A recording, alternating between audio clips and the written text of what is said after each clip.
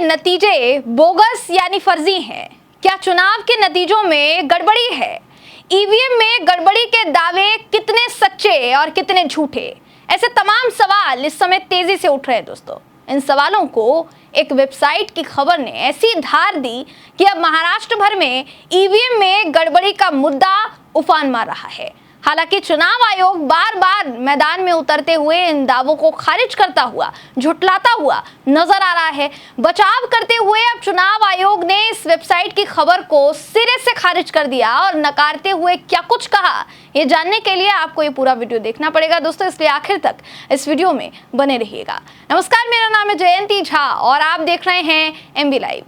Website का नाम दवायर, अब दवायर बनाम चुनाव आयोग। इस समय दोस्तों ये चर्चा का विषय बना हुआ है। थोड़े आसान शब्दों में कहूं तो चुनाव आयोग दवायर संस्थान से भिड़ गया। क्यों? दवायर नाम की वेबसाइट पर महाराष्ट्र चुनाव को लेकर एक आर्टिकल पब्लिश होता है और अचानक देखते ही देखते वो आर्टिकल वायरल हो जाता है दोस्तों। इस आर्टिकल ने इस कदर तहलका मचाया कि चुनाव आयोग ने 26 नवंबर को इस संस्थान यानी दवायर को एक नोटिस भेज दिया, जिसमें यह कहा गया कि इस वेबसाइट पर छपे इस आर्टिकल के जरिए जो पाठक हैं यानी जो रीडर्स हैं उनको गुमराह करने की कोशिश की जा रही है। अब एक सवाल जो आप सबके जहन में उठ रहा होगा वो ये कि आखिर महाराष्ट्र में हुए विधानसभा चुनाव को लेकर दवायर के इस आर्टिकल में ऐसा क्या था जिसकी वजह से चुनाव आयोग की बात यहां तक पहुंच गई।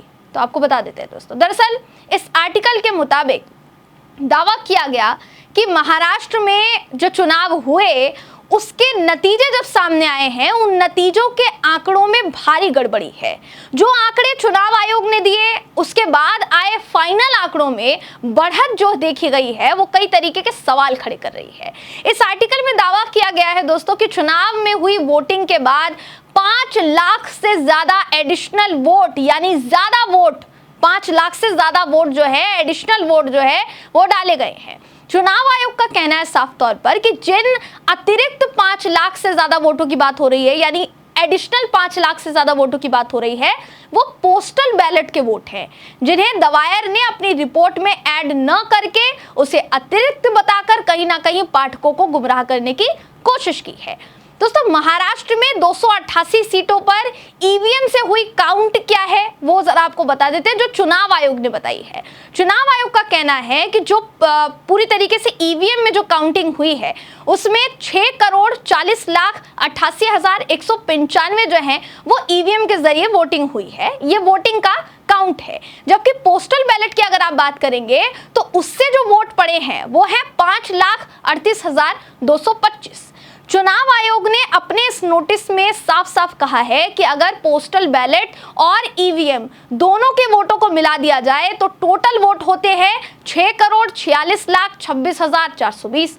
इसलिए टोटल वोट से अलग जो 5 लाख वोटों की बात की जा रही है ये जानकारी पूरी तरीके से गुमराह करने वाली है, क्योंकि वो 5 लाख भी जो वोट गिने गए हैं वो भी टोटल वोट में ही काउंट होने चाहिए, लेकिन उनको अलग से दिखाया जा रहा है। यानी चुनाव आयोग ने अपने नोटिस में दवायर की रिपोर्ट को सिरे से खारिज किया है।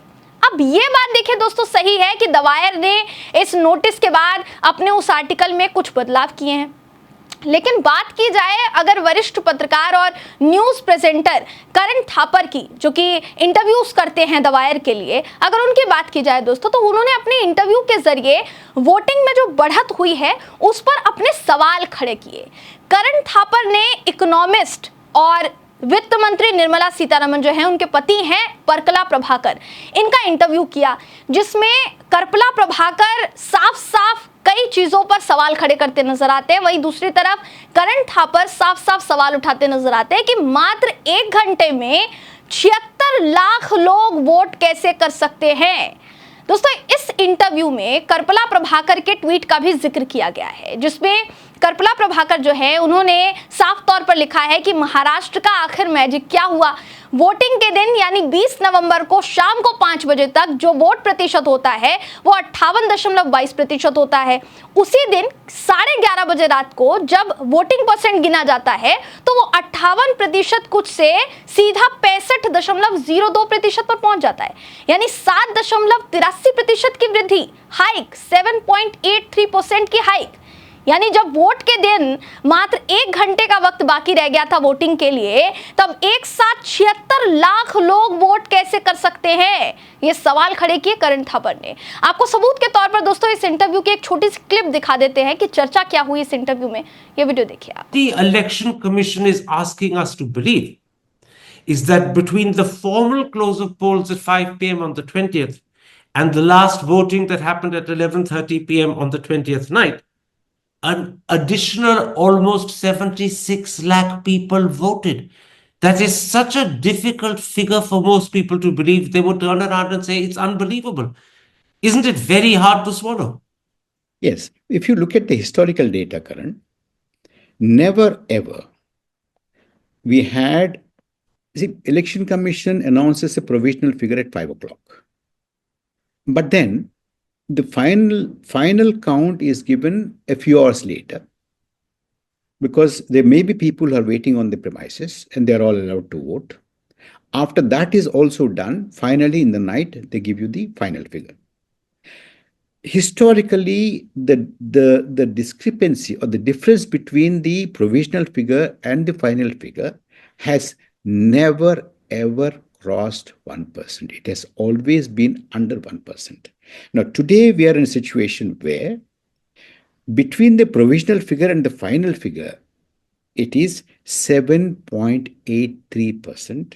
Gross figure is about 76 lakh votes. जी, तो करण थापर से परकला प्रभाकर साफ कहते दिख रहे हैं कि आज तक के इतिहास में जब 1 घंटे की वोटिंग बच जाती है तो 1% के अंडर ही आप कह सकते हैं वोट परसेंट आता है। लेकिन इस बार क्या हुआ, इस बार कुछ अलग देखने को मिला, क्योंकि 7% के पार ही वोट परसेंटेज जो है दोस्तों वो पहुंच गया।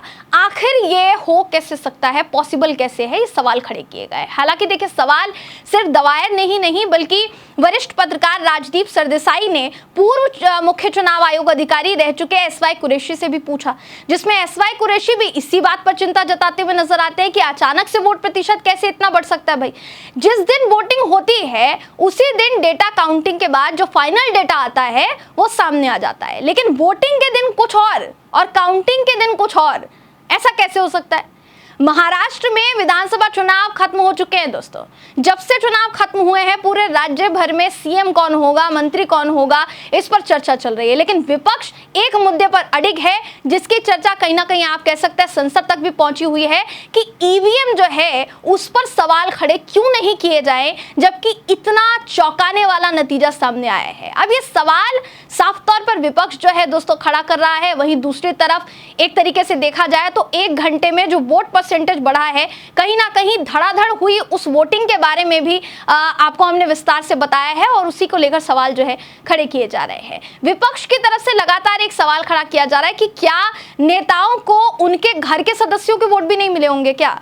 अगर एक नेता के घर में 4 लोग हैं तो क्या उसको बाकी के 3 लोग भी वोट नहीं देंगे क्योंकि उनका भी वोट नहीं पड़ा कई कैंडिडेट्स को? तो ये चौंकाने वाली बात है दोस्तों। वहीं दूसरी तरफ मात्र 1 घंटे में बढ़ने वाले वोट भी इन सवालों के पीछे का कारण माने जा रहे हैं। तो इस तरीके के सवाल जो इस वक्त उठाए जा रहे हैं, क्या वाकई पूरे महाराष्ट्र में ईवीएम में गड़बड़ी की गई है या चुनाव आयोग जो कह रहा है उस पर भरोसा किया जा सकता है? दोस्तों, आपको क्या लगता है, क्या अगर वाकई में ऐसा हुआ है तो ये स्वस्थ लोकतंत्र की निशानी है या फिर नहीं? कमेंट करके हमें अपनी राय जरूर बताइएगा। अगली वीडियो में आपसे फिर मुलाकात होगी, तब तक के लिए नमस्कार।